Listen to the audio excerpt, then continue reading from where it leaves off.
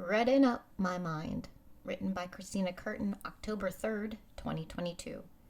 The other day I posted a picture on my Facebook page of Scarlett reading a book to Evie at bedtime. My uncle, whom I lived with for a few years during my childhood, responded to the post and said, "Thank you for sharing this. Your father really appreciated it." This comment made me pause. Was he referring to my actual father or himself? He's never called himself my dad, so I guess I knew he was talking about his brother. After reading that comment, I thought for a moment about how to respond. My immediate reaction was a combination of discomfort and empathy.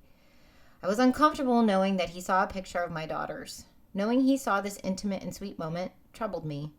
But then at the same time, I have compassion for him because I feel like he's missing out on something really special, and that sucks for him. My kids are awesome. Backstory, in case you don't know me well or haven't listened or read past blog posts. I ran away from home at 8 years old and haven't had a relationship with my parents, who are both abusive, since then. I don't harbor any ill will towards my dad. I just have no desire to reconnect. I've been thinking about that a lot lately, and the fact that I never really went to therapy, and in some ways I probably should, but that also takes time.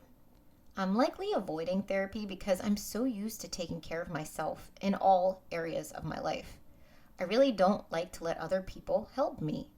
I think it's because as a child, I always had to take care of myself. Others would try and help here and there, but if you think about it, you're the only person that can ever make you okay. I internalized this lesson very early in my life. I am the only person I can control, so I am going to control the shit out of myself and not let anyone else help. This has been the way of my life for years. Thinking about my need for control and my dad, I realized that there are some issues I probably need to work through. I think maybe I've swept some things under the rugs in my mind, and it might be time to do a real cleaning. I don't know if I need therapy for that. I'm not against it, that's for sure. But I've been in my mind my whole life, turning over thoughts, questioning why I'm me and do the things I do, hashing out my emotions through writing. I feel like it would take a while to get someone else to understand me enough to help me.